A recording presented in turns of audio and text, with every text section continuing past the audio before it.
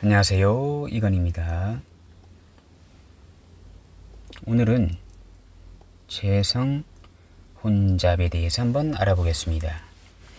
일간이 간목일 때 이제 천간에 이렇게 재성이 정제 편제가 이제 같이 있으면 이 재성이 혼잡됐다라고 보시면 되겠습니다. 재성이 혼잡됐다는 것은요, 일단은 재성을 담을 수 있는 그릇, 그러니까 돈 주머니가 두 개인 사람이다 라고 일단은 보시면 되겠습니다. 정제적인 욕심과 그 다음 편제적인 욕심이 공존해 있다.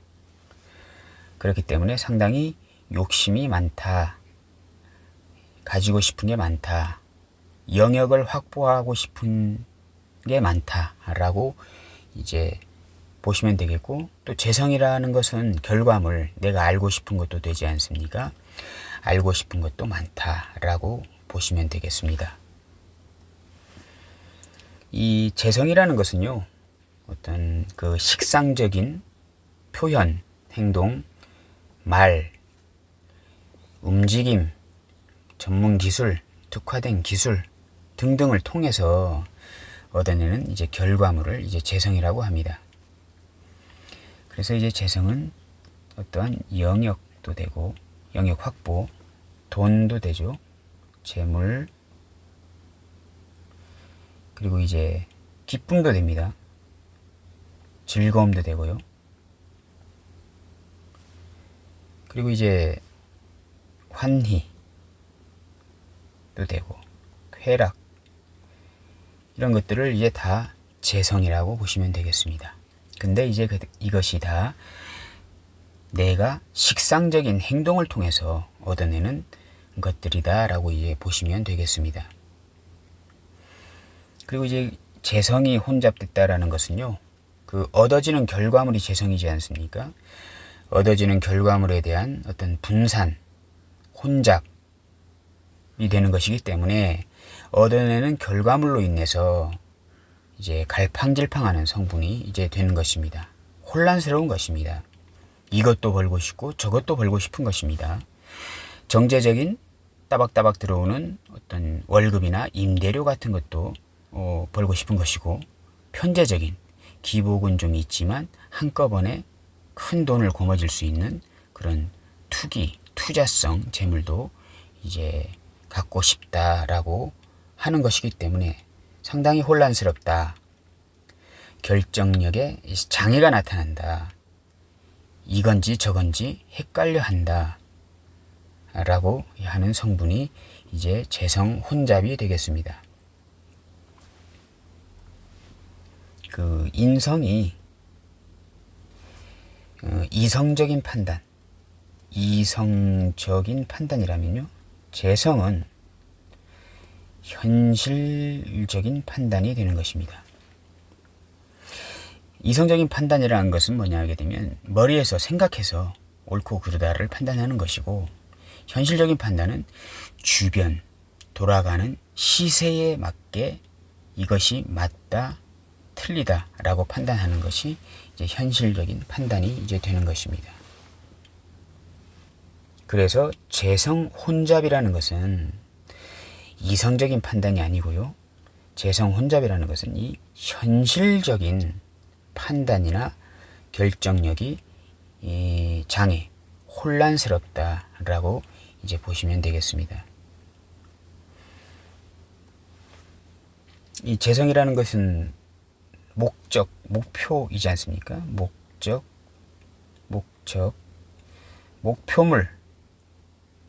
목표물도 되는 것입니다. 근데 만약 예를 들어서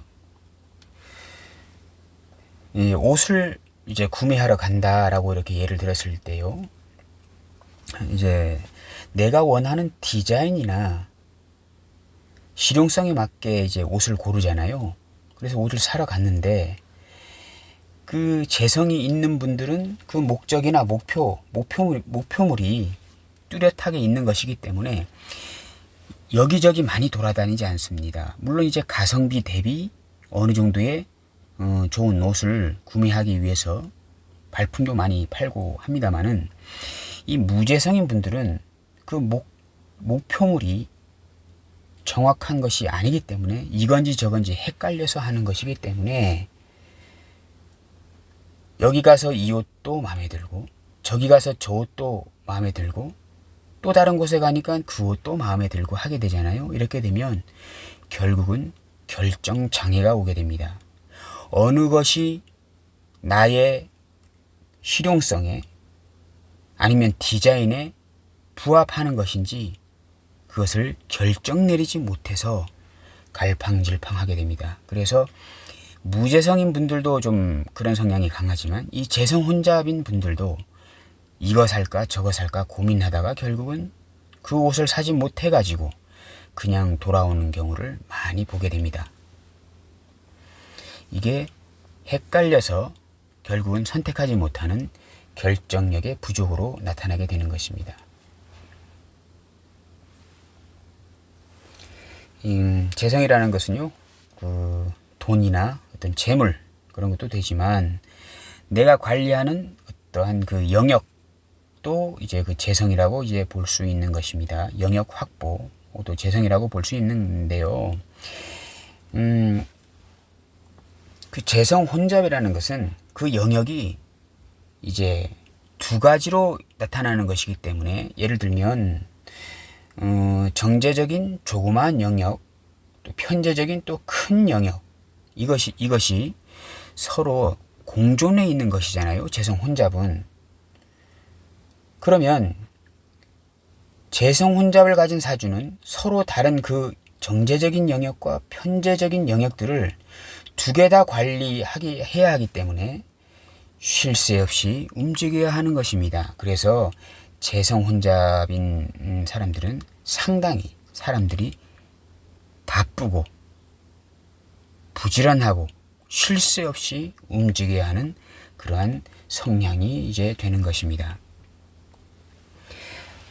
예를 들어서 그 어린이 대공원이라고 이렇게 한번 예를 들어 보게요. 그러면 그 어린이 대공원에 그 영역을 관리하는 분들이 계실 거 아닙니까? 그것을 이제 정제라는 영역과 편제라는 영역을 나누게 되면요. 이 정제는 뭐 사자우리, 곰우리, 아니면 수족관, 이러한 어떤 특정한 장소, 좁은 곳, 이런 등등을 어떤 정제적인 영역이라고 이제 보시면 되겠고, 편제라고 하게 되면요, 포유류 전체,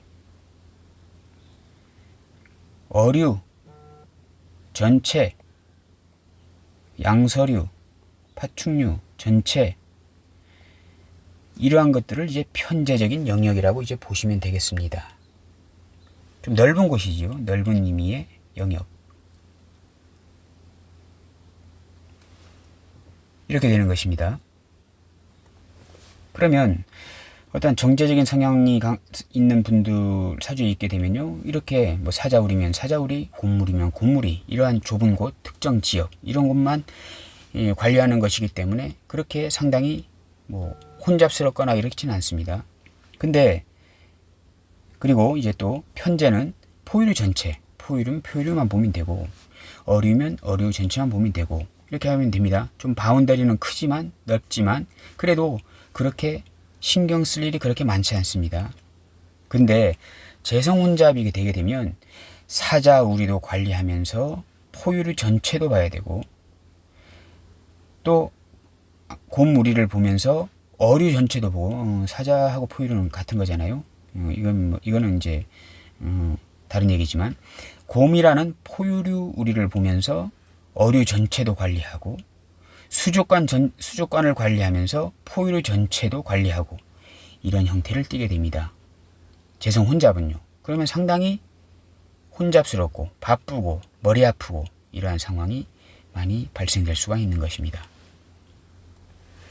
근데요, 이 재성 혼잡이라는 그런 성분을 이 사람이 다 할 수 있다, 동시에 할 수 있다 라고 하게 되면 상당한 능력자가 되고 그 분야에서 인정을 받게 됩니다. 만약에 또 예를 들어서 어떤 분이 이제 식당을 하게 됩니다. 식당, 뭐 해장국집이라고 할까요? 그러게 되면 이 정제는 어떠한 해장국집이냐 하게 되면 30년 전통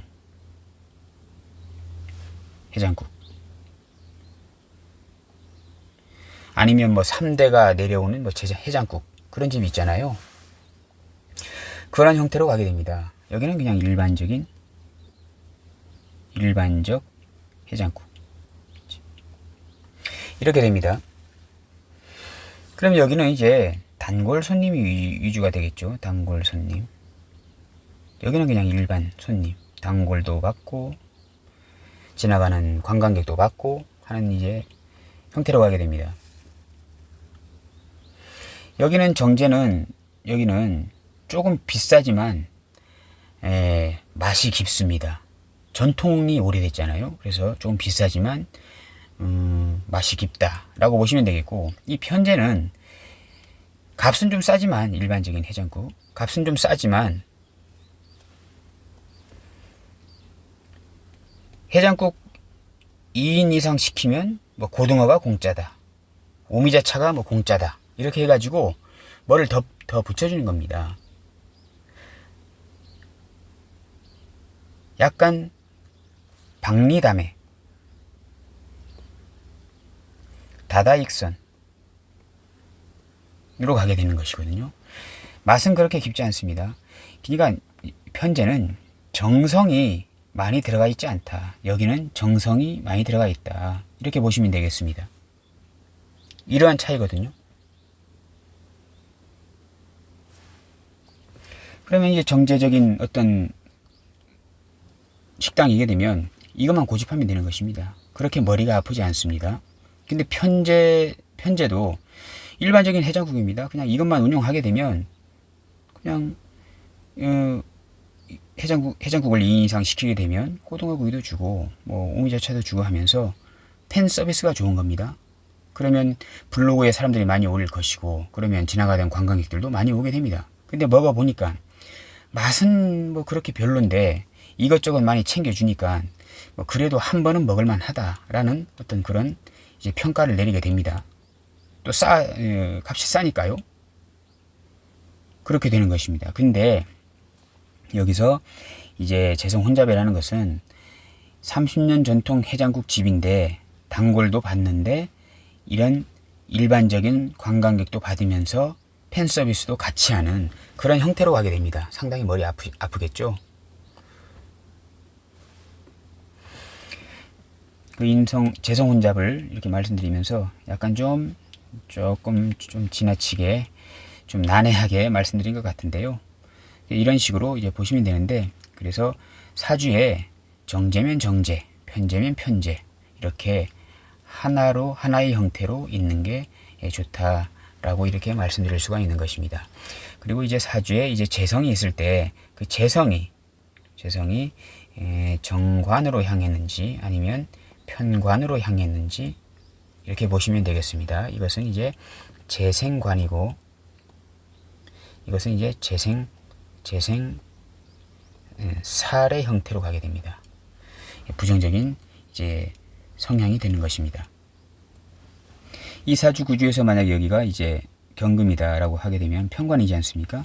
그러면 사회적 부모 형제궁, 사회궁에서 또 국가 조상궁에서 이 나의 뒤통수에 있는 편관을 다 생겨주잖아요. 재생살로. 상당히 흉의가 크다. 조상덕, 부모덕, 형제덕이 없을 수가 있다 라고 보시면 되겠고, 만약 여기가 이제 정관이다 이렇게 하게 되면 부모, 형제, 조상의 그 덕이 상당히 크다. 나의 반듯한 정관을 부모, 형제궁에서 밀어주고 조상궁에서도 상당히 재생관으로 밀어주는 형태로 가기 때문에 한 글자 차이로 인해서 편관인지 정관인지의 차이로 차이에 따라서 이 재성의 길흉이 결정된다라고 보시면 되겠습니다. 오늘은 재성 혼잡에 대해서 알아보았습니다. 감사합니다.